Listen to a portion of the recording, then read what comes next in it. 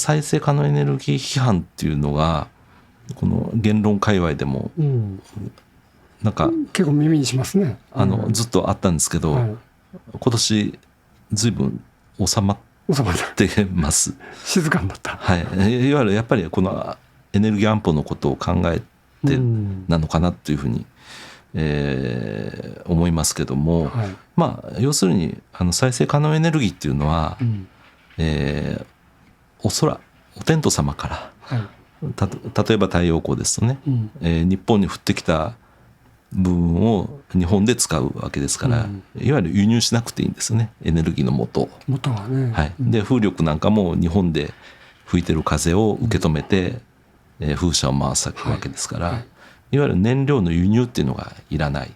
そもそも燃料費コストがかからない発電方法です。確かに設備を導入するときはお金かかりますけども、あとは燃料費かからないんで、この燃料の輸入っていうそういう作業がないエネルギー源ですから、はい、これがあるとエネルギー安保に資するというのは、まあ自明であったわけですけども、はい、改めて気づかされたという。なるほど。はい、でこれがこの主力電源化というところをこう、力を入れていこうという第一の理由です。皆さんこんにちは。宮崎智美の考えるラジオの始まりです。この番組ではちょっと難しい話だけど、私たちの将来のため、地球の未来のため、今理解を深めておきたい問題を取り上げてお話ししていきます。大事な問題についてじっくり深く考え、自分なりの視点や意見を持つ、そんな時間を一緒に過ごしましょう。宮崎智美の考えるラジオ始まります。この番組は秋葉原第一スタジオからお届けしています。こんにちは、 MC の山崎純一郎でございます。今日のストーリーテラーは宮崎智美さんです。はい、どうぞよろしくお願いします。よろしくお願いします。今日はどのようなお話を？はい、今日は再生可能エネルギーについてですね、日本もようやく本腰を上げて取り組んでいこうということを決めた、その動きに入ったという話をしていきたいと思います。今まで消極的だった？今までですね、象徴的だったのは石炭火力発電所の延命といいますかね、いろいろバイオマスを混入したりアンモニアを混入したりして、長く使いましょうということで、世界でも際立って、化石燃料を使うことにこだわってって言いますかね、長く使っていこうという姿勢を一番先進国の中で一番持っているというふうに、言われてきました。化石大賞なんかコップなんかそういうのをもらったりして、化石燃料を長く使う、先進国の中で一番使っていく姿勢を示してたんで、そういうふうに言われたりもしてましたけど、ここに来てですね、ようやく再生可能エネルギー、これを主力に据えていこうと。主力ですか？はい、主力になるのかなっていうのはちょっと、だから今までの日本だとちょっといろんな再エネ批判とかもね、巷ではありますし、そのさっき言った石炭火力の延命なんかも象徴的ですし、そういう姿勢ではなかったんですけども、いよいよ主力にしなければいけないというふうに政府機関の方も思い始めたという、それを鮮明にしてきましたので、その話をしたいと思います。象徴的だったのがですね、6月3日に経済産業省資源エネルギー庁のなんとか委員会っていろんな政策のための委員会あるんですが、その中の一つが名前を変えました。ちょっと長ったらしい名前なんですけども、これまでは再生可能エネルギー大量導入次世代電力ネットワーク小委員会長いな、これはですね6月3日に、再生可能エネルギー主力電源化小委員会、もう名前に入った委員会の、この名前はこうコンパクトになりましたし、ズバリ再生可能エネルギーを主力電源化するという、そのための話し合いをする小委員会だよというふうに名前を変えまして、その1回目の会合も開かれました。この意気込みなんですけども、はい、はい、その理由の第一なんですけども、はい、エネルギー安全保障、はいはい、エネルギー安保って言いますけども、これが理由の第一に据えられました。エネルギーの安全保障を語る上ではエネルギーの自給率っていうのが問題になってくるんですけども、はい、日本は極めて低い。確かにこのね、はい、グラフを見るとOECD、先進国の集まりの OECD ですね、38カ国あるんですけども、その38カ国中37位なんです。あれ下から2番目。下から2番目。はい。ここに示していますように、最下位はルクセンブルク、11.4%。日本はその上で、16.3% しかない。はい。逆に 16.3 もあるのかなちょっと思っちゃったんですけど。イメージとしてもっと低いかと思ってました。これちょっと比べるのもあれですけど、食料自給率とちょっと比べてみたいと思います。これも食料安保と言いますけども、食料自給率っていうのは日本どのくらいだと、2割とか3割とか。38%。これカロリーベースっていうんですけども、価格ベースだと 64% あるんですね。すごいじゃないですか。いやこれ農産物が高コストで生産されてるってことです。コストが高い。コストが高い。だから通常カロリーベースで比較するんですけども 38%、それに比べて半分以下ですね、エネルギーの自給率は半分以下しかないということです。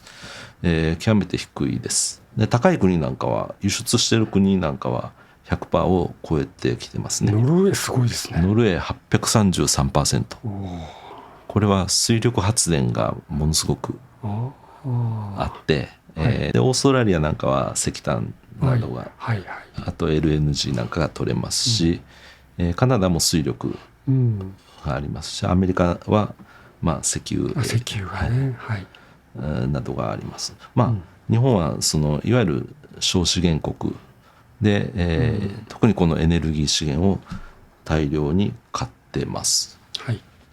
でそれでじゃあこのエネルギー自給率が低いとどうなっているかということなんですけど、一番の問題はですね、エネルギー資源を大量に買ってこないといけない。そうですね。輸入しないといけない。だからいわゆる国富がですね、そのため減少するっていう。外国にお金をどんどん払わないといけないですからね。それが端的に現れているのが貿易収支です。貿易収支、これ日本の貿易収支ですね。直近の2025年を見ますとですね、これは財務省の貿易統計で作られたグラフですけども、要するに日本は機械と輸送用機械、これをガンガン輸出していて、28兆円ぐらい貿易黒字を稼いできてます。でこれに対して、ここ鉱物性燃料でありますけども、要するにここが、24兆円ぐらいあるんですね。この下側に伸びてる薄いピンクのですから28兆円ぐらい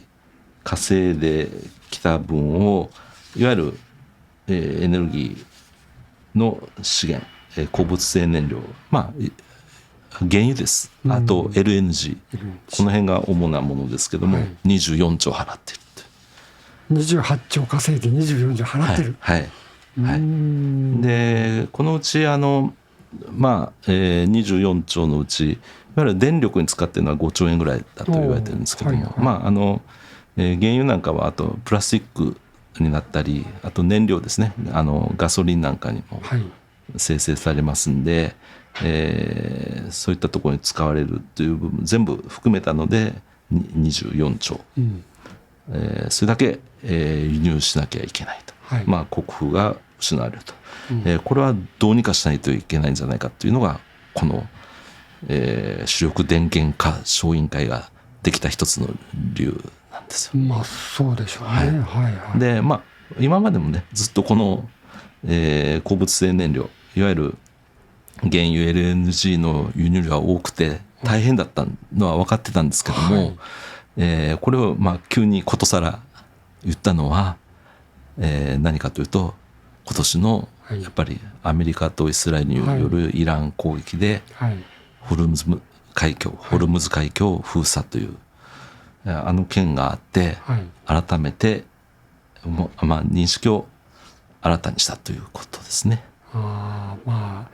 エネルギー安保っていう観点から見ると、本当にちょっと危機的な状況、だから衝撃的な事件だったわけですね。でこれでやっぱりエネルギー安全保障というのを考えると、やっぱりこの再生可能エネルギー、これを主力電源化ちゃんと早く目指さなければいけないんじゃないかと、これが理由の第一です。やっぱりホルムズ海峡ショックって言いますかね。確かに、気がつきました。私も含めて多くの人があれで、これもうそのままいくと本当にまずいんじゃないかというね、このままですからその再生可能エネルギー批判っていうのがこの言論界隈でもなんか結構耳にしますね。ずっとあったんですけど、今年ずいぶん収まってます。静かになった。いわゆるやっぱりこのエネルギー安保のことを考えてなのかなというふうに思いますけども、要するに再生可能エネルギーっていうのは、お天道様から、例えば太陽光ですとね、日本に降ってきた部分を日本で使うわけですから、いわゆる輸入しなくていいんですね、エネルギーの元はね。で風力なんかも日本で吹いてる風を受け止めて、風車を回すわけですから、いわゆる燃料の輸入っていうのがいらない、そもそも燃料費コストがかからない発電方法です。確かに設備を導入するときはお金かかりますけども、あとは燃料費かからないんで、この燃料の輸入っていうそういう作業がないエネルギー源ですから、これがあるとエネルギー安保に資するというのは、自明であったわけですけども、改めて気づかされたという。なるほど。でこれがこの主力電源化というところを力を入れていこうという第一の理由です。ちょっとホルムズ依存度っていうグラフがあります。原油、日量236万バレル、バレルっていうのは樽ですね、原油入れる樽の単位ですけども、93% がホルムズ海峡経由で日本に入ってきている。すごいな。このいわゆる湾岸諸国ですね、アラブ首長国連邦、サウジアラビア、クウェート、カタール、こういったところ。これは 94% この中東各国に依存してて、その中の、ホルムズ海峡を通過してくるのが 93% だということで、一方LNG はですね、このオーストラリアとかマレーシアとかロシアから入ってきてますので、こちらは中東依存度がそもそも 10.8% で、ホルムズ依存度は 6.3%、やっぱり原油が止まったということですね。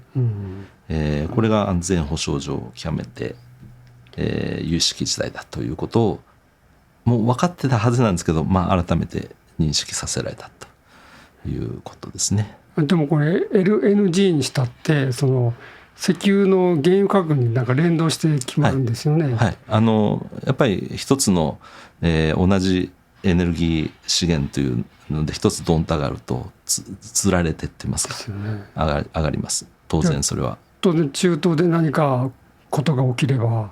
LNG も原油が上がって LNG も上がるっていうことで、国富っていう意味ではまたそこもね、ですからエネル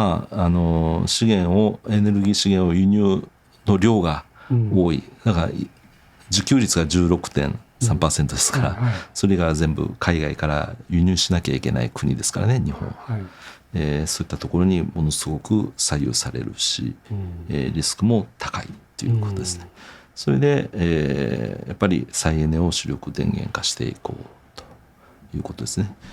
でも今回そういう中東危機があって原油価格も上がってってなった時に、今年度ってもっと出ていくんじゃない、円安だし。そうですね、今年は24兆では済まないんじゃないかと言われてますね。一つは、原油価格自体が上がったということと、それと為替が円安に進んでますんで、円ベースで、換算するとそれはぐっと増えていくということですね。はい、で、やっぱりこの中東に頼っている、あるいはLNG の輸入も多いっていうのは、やはり日本が火力発電が多いんですよ。一つは福島原発事故、2011年の福島原発事故以来ですね、原子力発電の比率が下がっているということと、それと先ほど言いました再エネの導入が、ヨーロッパの国なんかよりは緩やかだったということですね。でちょっとこれ、見てください。日本の電源構成の推移っていうのがあります。いわゆる火力発電頼みでこの十数年は来たということですね。2011年が東日本大震災福島原発事故が起きた年です。ですからその翌年なんかは、原子力なんかほとんど、動かせず、火力発電でこれだけ頼ってたということですね。なるほど。はい、石炭、石油、天然ガスで。で普段石油の火力発電ってほとんど使わないできたんですよね。石油の火力発電。でなるべく石炭と LNG できたんですけども、この、福島原発事故の翌年なんかはこの石油なんかも燃やして、電力に変えていったということですね。この 17.5%。これ石油危機の前はですね、原油生炊きっていう生炊きすごい火力発電所があったんですよね。原油生炊き。原油そのまま炊くんですか？燃やしちゃう。これもったいないですよね。だって石油火力だと重油を使うんですよね。そうですね。だからいわゆる原油から重油っていう割と重いべったりした安いところを取り出してそれで燃やしてるんですけど、原油生炊きっていうのはね、将来ガソリンにできる部分、ナフサにできる部分、そういったもっと高い製品になる部分も一緒くたに混ざった状態でもう燃やしちゃうと、そういうことも昔はやってた。昔ってもうオイルショックの前です。オイルショックの前で、原油生炊きっていうのがあって、それも設備の問題とかあるんですか？いやもうだから原油はいくらでも買ってこれるというふうに思ってて安く買ってこれてたんで、で石油ショックで気づいたんですよ。いやそんなもったいないことしちゃいけないということで、でその後重油で石油火力っていうのがあったんですけども、それもどんどんぐんぐん減ってたんですけども、これ原発が使えなくなったんで、またどんと一旦石油火力というのを増やして、それはずっとこの15年で減ってきましたけども、火力はの比率が高かったと。これ見れば分かるんですけど、現職がちょっと復活したということと、やはり再エネが遅いと言いながら、導入が進んできて、火力比率をここまで下げてこれたということですね。それをもっと下げていこうというのがこの主力電源化の狙いです。燃料エネルギー電力のエネルギー燃料を減らせるということで、再エネを主力電源にしましょうというのが一つの理由です。で、もう一つの理由がですね、再エネ自体のコストが急激に下がってきたということです。これは当番組でも説明しましたけども、他の燃料なんかよりもずっと安く、使えると、そういうことが急激なコスト低下が起きました。ちょっとおさらいの意味で、どういう理由でコストが下がってきたの？一つはですね、太陽光発電設備自体がまず、太陽光パネル大量生産、これは主に中国で進みまして、価格が劇的に下がってきた、これはまず第一。でそれともう一つは蓄電池、はい、蓄電池の値段が急激に下がってきたということですね。これ蓄電池なぜ必要かというと、太陽光とか風力発電っていうのは自然任せで人が調整できないんですよね、発電量を、もっと増えてほしいなっていう時に増えなかったり、ここはちょっと減らしてもいいのになっていう時に減らせなかったり、なんか雨降ったりするとねそう雨降ったら発電量が減るし、でもうこれもう需要より供給量がオーバーしちゃうから、もっと減らしたいって言っても太陽が出てた発電しちゃいますからね、はいはい、そういうことで、人間の手で調整できない、そういう意味で不便な、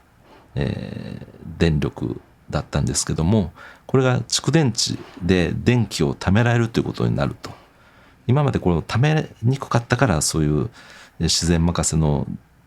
電源っていうのは使いにくかったんですけども、この蓄電池の性能が急激に上がって、でそれで、貯められるようになった、それのコストが下がったということで、この太陽光発電が急激に使いやすくなった。例えば、天気のいい時に発電しておいて、で蓄電池に貯めておけば、例えば夜にしても雨が降っても、その必要な分だけ取り出す、蓄電池から取り出していけると、いわゆる調整可能電源になったわけですね。調整不可能電源が調整可能電源になったんですね。そういう意味で、蓄電池とセットじゃなきゃいけなかったんですけども、その蓄電池の値段もぐんと下がったんですよ。いわゆるバッテリーの値段。これは電気自動車の劇的なこの競争激化、それの結果劇的に電池の値段が下がったんですね。BYD とかテスラとかが、しのぎを削って、で主に中国の電池メーカーが高性能蓄電池の開発に成功していって、しかも大量に作るもんですから、コストがぐっと下がった。でその下がり具合ですね、ちょっと、この下がり具合、この急激な下がり具合見たら分かると思うんですけど、この赤い点線ありますよね、これは火力発電の LCOE です。 LCOE これは単位発電量あたりの平均発電コストっていうことなんですけども、いわゆるライフサイクルで見てですね、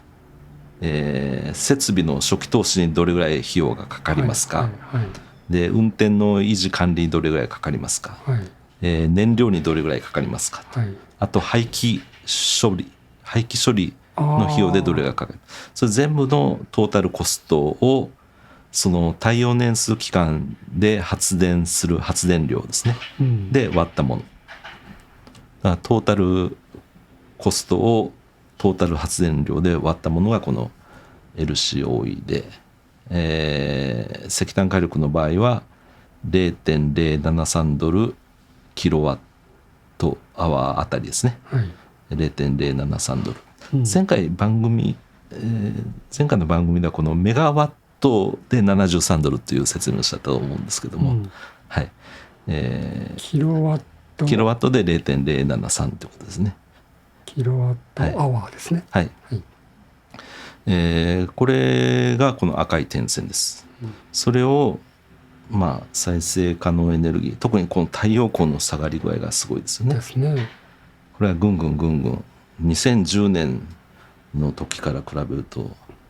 もう10分の1ぐらいになっちゃった。これちょっと余談ですけど、水力って意外にずっと低かったですね。これ水力はですね、水力も燃料費かかんないですから基本。その部分でなんか建設費がすっごい莫大にかかりそうなイメージ。建設費はかかりますけど、こう生涯使える年数も長いですから。長いからこの生涯コストを生涯発電量で割ってますからね。設備費はもう最初の初期投資はかかってますけども、長く使えるのと、で途中燃料費がいらないですから、雨降ったのを蓄えて使いますからね。だから水力は、そういう意味ではローコスト発電ですね。ですからベースロードで使ってたんです。原子力なんかも、最初の設備費ですね、初期投資は、大きいんですけども、燃料費が比較的安いということで、ただ水力よりもちょっと今評価が現職を劣るのは、水力は長い期間使えてるんですけども、原子力はよく止まってしまうんで、政策的にも止められますし、何かトラブルがあったらすぐ止まりますんで、そういう意味では障害コストっていうところでは計算上原子力っていうのは、水力よりも水力ほどこんな低くはない状態になってしまって、だから耐用年数がね今60年まで伸ばすとか言ってますけども、実際ちゃんと動く期間っていうのが実際には動いてる、稼働してる期間が短いですからね。ですから原子力なんかは、そういう意味では、実態、計算以上に、割高な電源になっているという中で、この太陽光とか洋上風力のこの劇的なコスト低下ですね、が起きていると。これが第2の理由ですね。やっぱりエネルギー安全保障とこの劇的な、発電コストの低下、これが主力電源に、すべき、しなければならないという、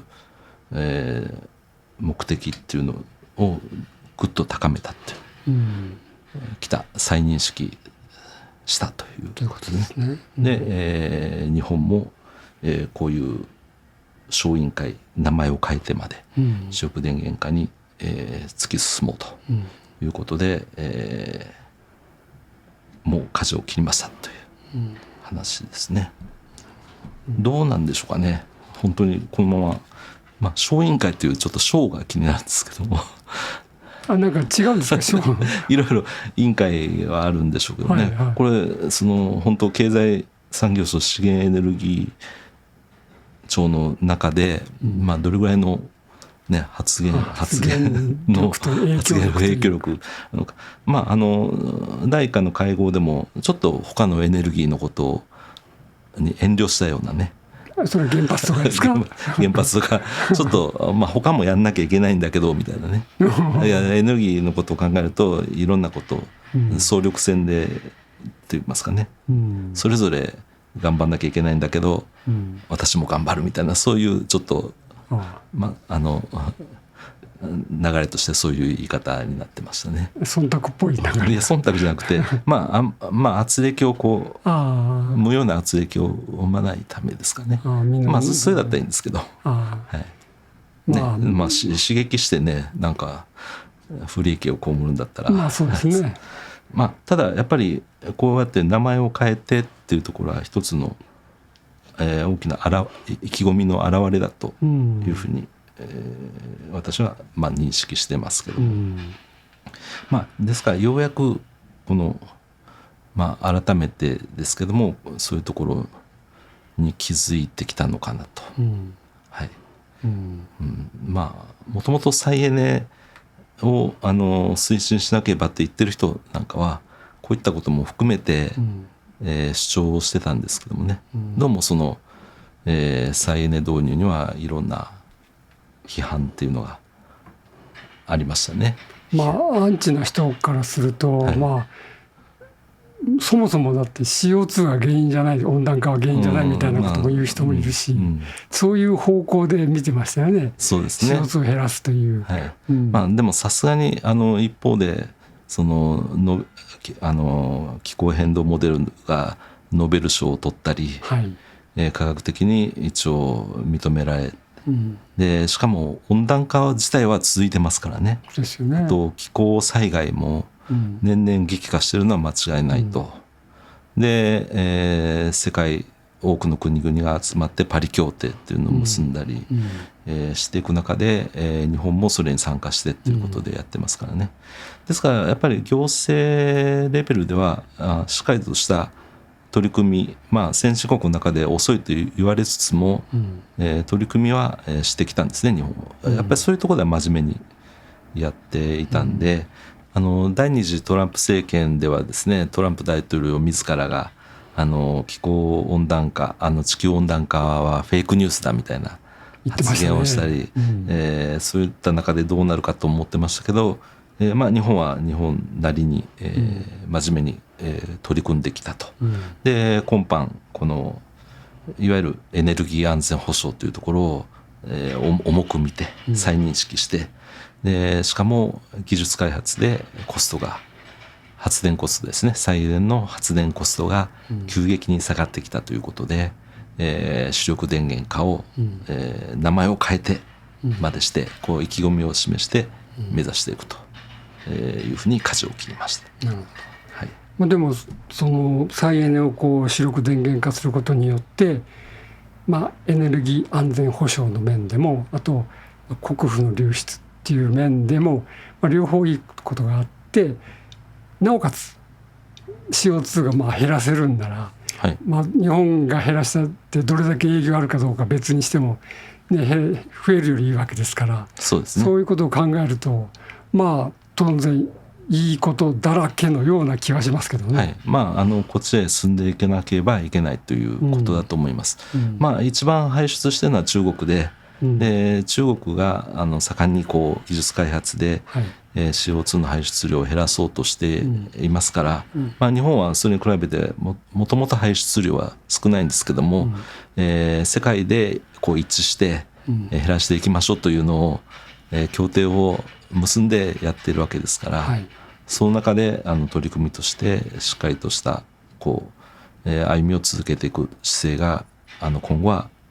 ますます示していけるのかなと、日本もですね、そういうことだと思います。ですから今までねいろいろ反対意見もありました。特に太陽光パネルはそのいわゆる開発、山を削ってとか、そういった問題はもちろんあります。そういったところをどうメガソーラーなんてね、どこでも作っていいものではないということ、これは当然そういった設置の場所とかそういったところを考えていかなければいけない、もっと都市部にね太陽光パネルを屋上に張っていくとか、あるいは最新の技術ですともう側面でも発電できる、太陽光の装置ができそうですから、そういったものが進んでいけばいいかなと思います。太陽光パネルがその使えなくなった時の廃棄物処理、部分でこう批判的に意見言う人もいるじゃないですか。そこもしっかりと対策を打たないといけないと思います。太陽光パネルにはですね、有害物質がいくつか含まれてます。多いものでは鉛ですとかね、ヒ素、アンチモン、セレンっていうのはこの太陽光パネルに入ってまして、ですから発電が終わったからとか、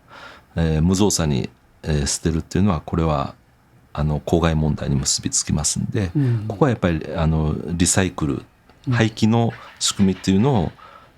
きっちり作っていかなければいけないと思います。ただ太陽光パネルはパネル状ですし、四角いパネルですので、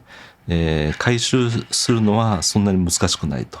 形が整っているので、ちゃんとした仕組みですね、リサイクル、リユース、あと有害物質を取り除く仕組みっていうのをその設備として、整えて、絶対そこへ運び込まなければいけないという法律なんかも作って、公害対策ですね、これは方法論として物体としては処分しやすい形ですので、そこはちゃんと整備していけば、システムを作っていけば、対応可能だとは思います。いろんな課題はもちろんあるんで、これに頼るとなってこれにものすごく、大量にパネル設置となりますと、もちろんそういった問題ですね、起きてきますんで、そこは対応しなければいけないことになりますね。2010年代にメガソーラーってすごいバーッともう開発進んだじゃないですか。あの時ってその環境問題に対する取り組みってそれほど強くは語られなかったって記憶があるんですけどね。ただ一方でやりすぎた問題っていうのは、例えば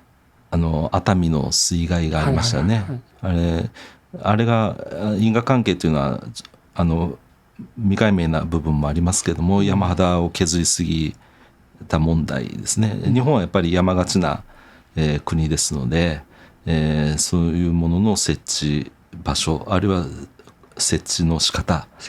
っていうのは考えなきゃいけないし、あと景観との問題っていうのもありますし、ただ太陽光パネルは張れるところっていうのは都市部まだ山のようにありますから、ね、屋根の上に張れば屋根の上、すごいですもんね。例えば線路の間とかですね。なるほど。はいはい。ですから日